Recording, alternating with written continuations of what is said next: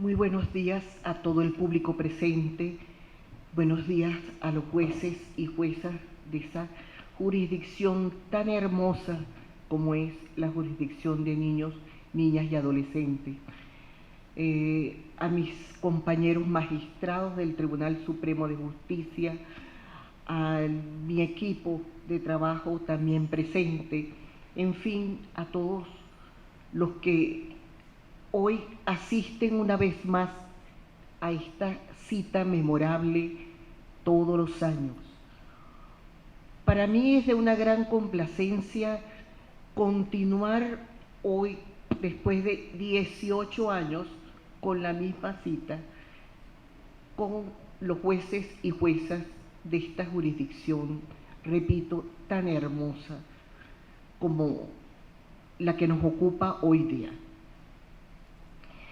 Oyendo a los magistrados y al presidente del tribunal comenzando esta cita, de verdad me ponía a pensar la importancia que tiene el arbitrio judicial en esta jurisdicción. Porque ciertamente, aun cuando la jurisdicción del OVNA es excepcional en el sentido en que, como siempre repito, la intervención del Estado en el ámbito familiar, en el ámbito de las relaciones privadas, en el ámbito del hogar es excepcional y así debe ser entendida como excepcional. No hay duda de que el juez y la jueza del OVNA tienen una función más allá de la de que las leyes le imponen.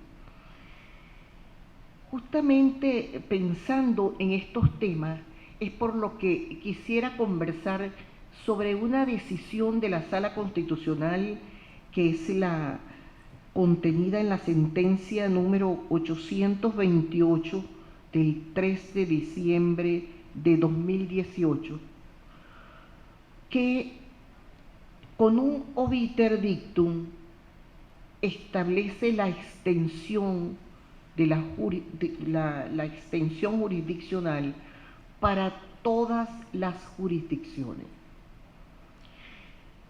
Yo creo que es importante este instituto que a partir de esta sentencia poca praxis ha tenido, y yo pienso que es un poco porque los jueces y juezas, aun cuando cada vez más la Constitución, cada vez más la jurisprudencia inclusive de la Sala Constitucional les otorga un papel activo y proactivo en la resolución de los conflictos, no obstante, los límites de la jurisdicción se mantienen como medievales, yo diría, como corporaciones medievales que impiden que unos y otros nos podamos involucrar de una manera más integral en el conflicto y asumamos una actitud contemplativa o dejemos de asumir la actitud contemplativa de mirar desde nuestra jurisdicción lo que ocurre en las demás jurisdicciones, aun cuando implique ello importantes variables para la resolución de nuestros problemas. Justamente de esto trata la extensión jurisdiccional. La extensión jurisdiccional es un instituto de carácter penal que se consagra en el artículo 35 del Código Orgánico Procesal Penal. Y esta sentencia del 828 de 2018, en ponencia mía, justamente extiende a todas las jurisdicciones y declara con carácter vinculante que todos los jueces y juezas de las distintas jurisdicciones deben extremar la función indagatoria de oficio y a solicitud de parte. Las relaciones existentes entre las causas sometidas a su conocimiento con los asuntos ventilados paralelamente en otras jurisdicciones judiciales y o administrativas para de manera integral utilizar elementos de convicción contenidos en los expedientes correlacionados, distintas a su competencia natural, destacando y analizando motivadamente la posible conexión entre ellos y el asunto objeto de su conocimiento. Este obiter dictum establecido en esta sentencia, repito, 828/2018, es sumamente importante en la administración de justicia nuestra. Y diría yo, implica de alguna manera la consagración del control judicial integral en la solución de los conflictos judiciales. ¿Por qué? Porque un juez que decide una causa no puede ser ajeno a la manera como esa causa se ventila entre las mismas partes en otras jurisdicciones. La doctrina ha llamado este fenómeno muchas veces digamos, patéticamente como terrorismo judicial. Y en efecto, los justiciables ven muchas veces cómo esta, digamos, conflictividad extrema ocurrida sobre un mismo caso en distintas jurisdicciones, este linchamiento a las partes implica casos de terrorismo judicial. El caso de la sentencia que trato surge de un caso en materia de violencia contra la mujer, pero en materia de LOBNA vemos constantemente cómo juicios de divorcio donde hay niños y niñas todavía en custodia, ¿verdad?, son objetos de interferencia a través, por ejemplo, de denuncia de uno de los cónyuges en materia de violencia contra la mujer. Como en materia civil se introducen también demandas por la utilización y usufructo de bienes comunes. En fin, cómo ocurre una serie de factores que implican, yo diría, un linchamiento hacia las partes y cómo las partes pueden defenderse ante esto. Es posible, justamente, es lo que se propone esta sentencia. Muchas veces hemos visto que es materia de estrategia litigiosa este tipo de ocurrencia, diría yo, y materia de estrategia litigiosa para presionar y obligar a, digamos, soluciones conciliatorias presionadas, no justamente libres. ¿Y qué debe hacer el juez que se ve de pronto incursionado en uno de sus casos en esta situación? Justamente aplicar la extensión jurisdiccional, que lo puede hacer no solo a petición de parte, sino de oficio.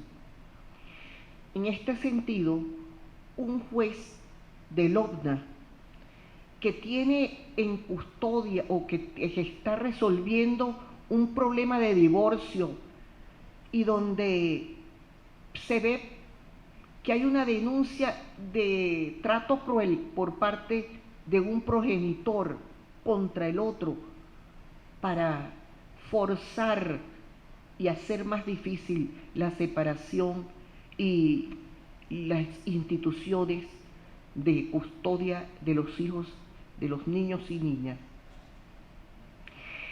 Tiene el derecho de solicitar los recaudos a la jurisdicción que está interfiriendo en su caso para observar si efectivamente qué hay de veraz, qué hay de verosimilitud en los hechos denunciados y cómo puede ponerse fin a esta excesiva litigiosidad. En caso de que el juez haga uso de esta extensión jurisdiccional, el juez requerido debe obligatoriamente remitir los recaudos al juez que los asume, y éste está obligado en un término no mayor de 8 días hábiles a resolver sobre el asunto. Y cualquier acto judicial que se haga por jueces que han sido requeridos en este ejercicio de extensión jurisdiccional es totalmente nulo. La decisión del juez que decide la extensión jurisdiccional tiene apelación, justamente porque este procedimiento se prevé en materia penal como una incidencia propia de la resolución de las excepciones, y en materia civil como las incidencias está prevista en el 602 del CPC.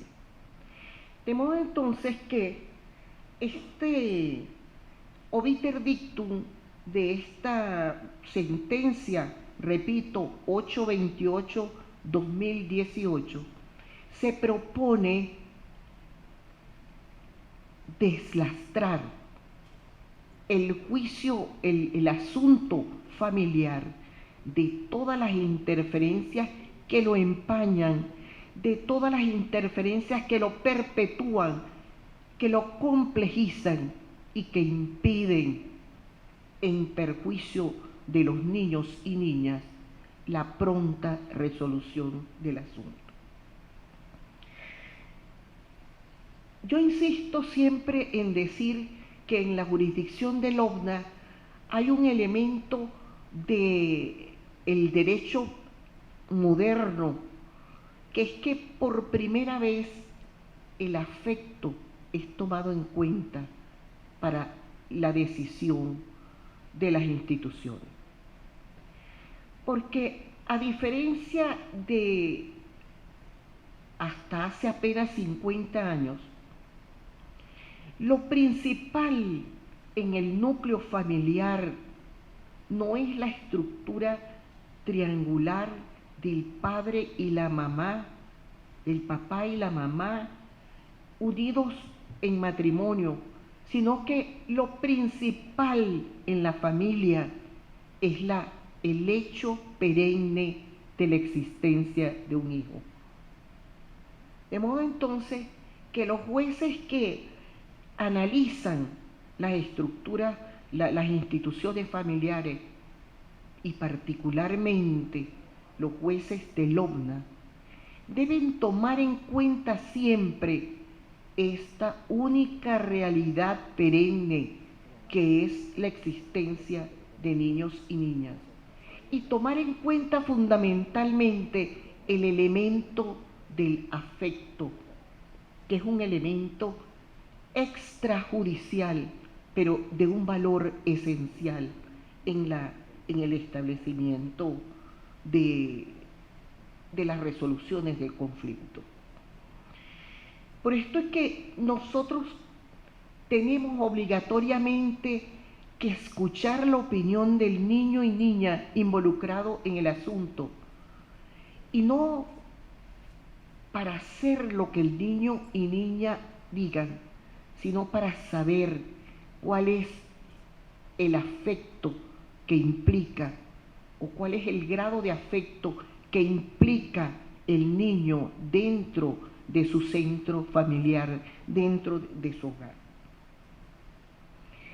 Es importante entonces que nosotros pongamos en vigencia instituciones nuevas, y esta es la función por la cual yo he querido hablarles hoy de este obiter dictum contenido en esta sentencia, repito, 828-2018, porque hemos notado que los jueces tienen temor, en verdad, de la decisión integral de un asunto y todavía conciben las jurisdicciones como enclaves medievales, donde no puede la jurisdicción penal ver más allá de lo que implica el hecho penal, y no puede ni siquiera un asunto, aun cuando tenga variables penales, variables familiares,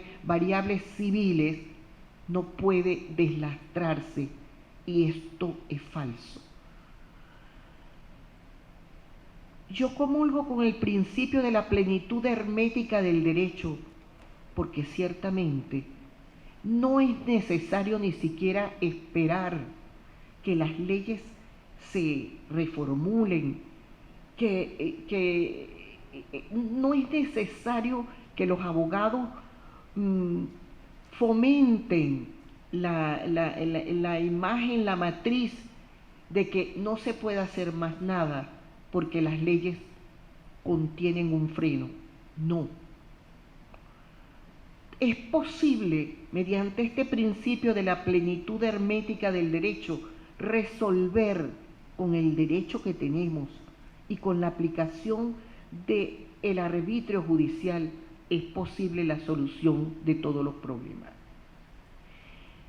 Nosotros tenemos la jurisdicción constitucional nueva, ciertamente, apenas de hace 20 años, en la nueva constitución, o en la constitución vigente, y para lo cual no teníamos ninguna tradición. Pero justamente esta jurisdicción constitucional implica que el arbitrio judicial es una función que permanentemente debe ejercerse, como lo llamó González de Enterría, el constitucionalista español. El juez constitucional es el constituyente permanente. El juez constitucional es quien debe proteger la Constitución, llenar sus vacíos y, ¿por qué no?, ajustarlos a la actualidad. Nunca antes como hoy el principio de la plenitud hermética del derecho está tan vigente como ahora. Este instituto de la extensión jurisdiccional, la sentencia esta que hemos hecho mención, lo establece con efectos ex nunc, es decir, de aplicación inmediata, de modo entonces que ni siquiera es posible en este caso aplicarlo con efectos o invocar, si se quiere, que tiene efectos retroactivos para no implicarlo. Sin embargo, aprovechando el poco tiempo que me resta, quiero también referirme a una de las atribuciones más importantes que tienen los jueces y juezas de Lounda, como es el poder cautelar. El poder cautelar en la ley orgánica especial se establece de una manera, si se quiere, amplia y aún con caracteres anticipatorios. Quiere ello decir que los jueces y juezas del OCNA deben usar o pueden usar su poder cautelar no solamente a petición de parte, sino también de oficio.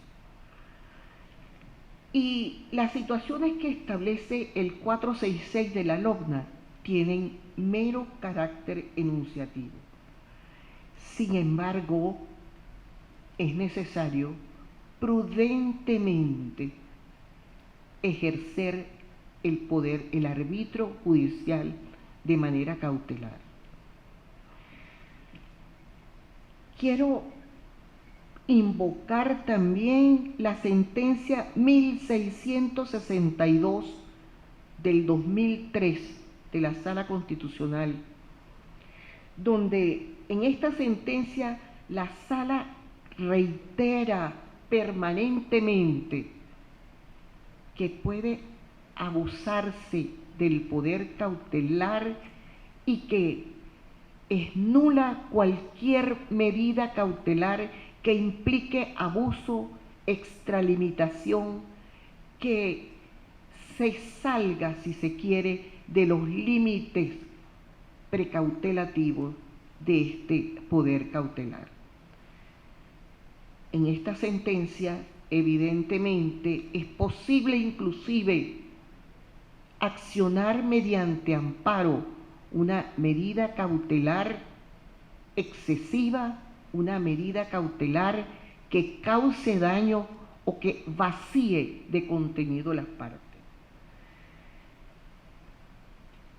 Y es importante esta decisión porque hemos visto últimamente cómo se ha tratado de torcer también el rumbo de instituciones, como es, por ejemplo, la responsabilidad de custodia, a través de medidas anticipadas que de alguna manera vacían y hacen nugatorio el procedimiento regulatorio mediante el cual se decretan las instituciones familiares, como es justamente este de la custodia compartida o unilateral. No puede anticipadamente un juez privar o modificar el régimen de custodia cuando una de las partes hace uso del derecho que tiene de mantenerse con el niño. No es posible. Y no es necesario ni siquiera una regulación especial de la ley para que ella lo prohíba. Es cuestión de sentido común. Las medidas anticipadas cautelares que puede el juez y jueza del OCNA dictar son las medidas que de alguna manera se pueden perjudicar extrajudicialmente una causa porque todavía el problema no se ha judicializado. Y justamente estas medidas anticipatorias tienen un límite de 30 días para que para interponer o judicializar la demanda o judicializar el problema. No puede entonces un juez, mediante una medida anticipada, primero subrogarse del acceso a la justicia y muchísimo menos modificar el curso de instituciones que tienen es decir, ya reguladas. Importante es determinar que este poder cautelar está siendo sumamente útil en momentos cuando nosotros sufrimos unas inmigraciones masivas de carácter político, y con esto hago énfasis que son de carácter político porque son inducidas y porque son poco controladas. Y es aquí donde el Poder Judicial no solamente debe hacer uso de las capacidades para resolver los problemas familiares, sino que está obligado a hacerlo. Es aquí donde de oficio puede el juez y jueza jurisdiccional activar su papel cautelar para, por ejemplo,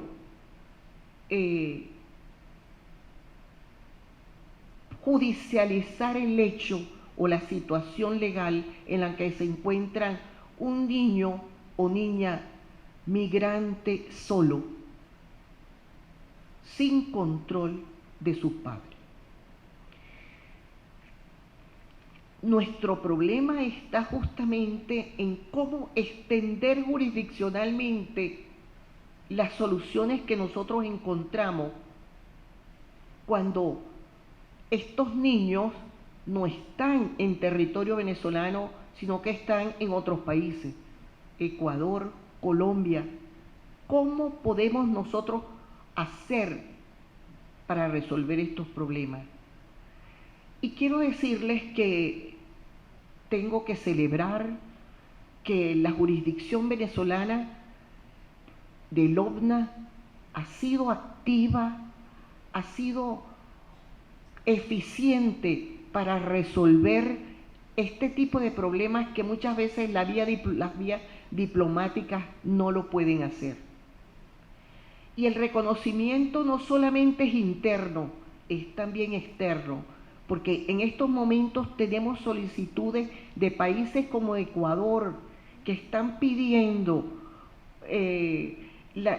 mesas técnicas judiciales entre magistrados de los altos tribunales concernidos para resolver por la vía judicial los problemas que por la vía diplomática no es posible resolver, porque muchas veces carecemos de las oficinas diplomáticas dentro de esos países que ocasionan problemas.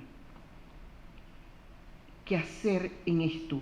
Pues tenemos que activar inclusive principios que habíamos dejado de pensar como por considerarlos anacrónicos, por considerarlos que ya habían evolucionado, como es, por ejemplo, el carácter extraterritorial que debiera tener el estatuto personal.